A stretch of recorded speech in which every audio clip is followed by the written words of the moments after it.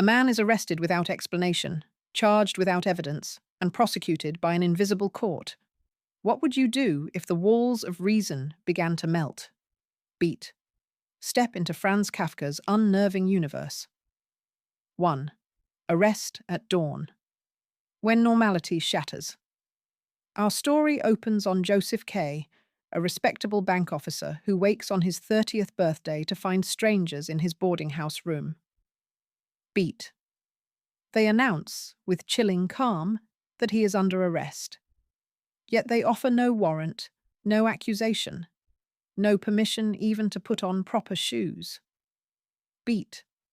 Joseph wavers between irritation and disbelief, the very fabric of his ordinary morning life tearing at the seams. Throughout this first episode, Kafka establishes the novel's central tension, the collision of mundane routines with an absurd legal machine. Beat. Though K is technically under arrest, he is neither jailed nor prevented from going to work. He is merely not free, in an atmosphere thick with unspoken threat. These contradictions plant the seeds of emphasis to anxiety that will gnaw at him for the rest of the narrative. Joseph's decision to attend his office as usual, convincing himself nothing has changed, illustrates the human impulse to cling to normality even when reality has veered into nightmare territory. Beat. In these early pages, Kafka also sketches the oppressive social setting, a boarding house packed with curious lodgers, an officious landlady eager for gossip, and two shabby warders who embody casual cruelty. The lack of clarity around K's supposed crime showcases Kafka's core theme, the systematic stripping of an individual's agency by faceless authority.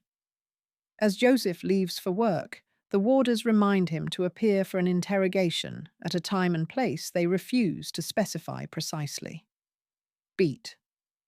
Already, the ground beneath him is unstable. Readers feel the tightening grip of a system whose rules are forever shifting, a bureaucratic hall of mirrors in which logic itself becomes suspect. Kafka's brilliance lies in narrating these events with calm, almost clinical language, making each absurd detail feel eerily plausible. By the end of the arrest scene, we realize that Josef K is no longer a citizen among equals. He has become a defendant in a silent, omnipresent tribunal, one that mirrors the quiet, beat, yet relentless oppressions lurking in any modern society. 2. The invisible court. Seeking order in chaos, determined to confront his nameless accusers, Joseph sets out to locate the court. Beat. His summons eventually directs him to a dilapidated tenement attic, where he must navigate dark staircases and stifling corridors, a physical echo of his psychological descent. The courtroom he finds is cramped, airless, buzzing with gawkers who treat the proceedings as Sunday entertainment. Beat. Here, Kafka dramatizes the gap between public spectacle and private terror. Joseph tries to deliver a reasoned defense, believing that clarity will cut through the nonsense, yet every sentence is met with smug smiles and whispered mockery. Beat. The examining magistrate barely listens, more interested in the notebook doodles of a teenage clerk than the defendant's words. Joseph's speech becomes a monologue shouted into a void, underscoring how institutional power silences even the articulate. Beat. In this section, we encounter Kafka's concept of guilt without cause. The court's officials speak as if K's guilt is self-evident, requiring no proof. Kafka uses this premise to explore larger existential questions. Is guilt a social construct, or does it arise from deep within the self? Joseph's mounting frustration, his sudden sweats and dizzy spells, suggest an internalization of blame. Beat.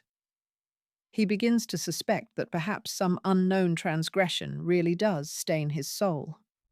The audience laughs when he tries to examine court files. The clerk claims the documents are inaccessible because they are written for officials only.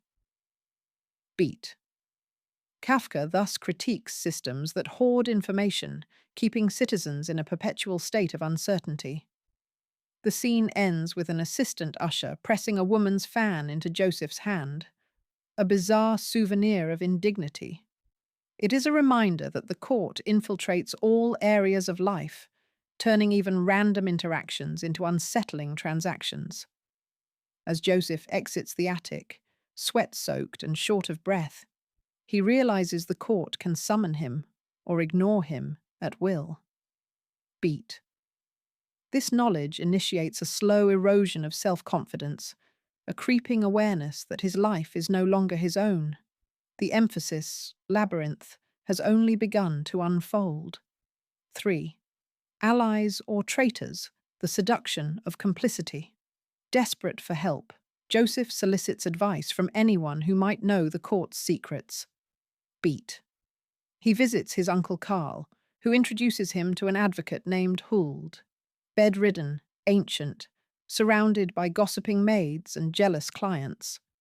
Huld promises to craft intricate petitions, yet months pass with no progress. Beat. The advocate's household becomes a microcosm of systemic decay. Files pile up, whispered rumours swirl, and Huld's nurse, Lenny, attempts to seduce Joseph with offers of clandestine assistance. Beat. Kafka blurs the boundary between intimacy and manipulation. Every favour comes with strings that tighten around Joseph's neck. Lenny insists the court officials are fond of her, that she can nudge them to glance favourably at Joseph's case. But her affectionate whispers double as warnings, intimating punishments too vague to name. Beat. Meanwhile, K meets Block, a merchant who has spent 5 years and his entire fortune fighting charges as nebulous as Joseph's. Block crawls like a dog at Huld's bedside, begging for updates. The degrading spectacle horrifies Joseph, who suddenly sees a possible future version of himself, financially ruined, spiritually broken, yet still hoping for mercy from indifferent authorities. Beat. Kafka uses Block to illustrate how prolonged uncertainty corrodes dignity. The longer one contends with the invisible court, the more one internalizes its judgments, absorbing shame by osmosis. Amid these encounters, Joseph tries a different strategy: self-representation. Beat.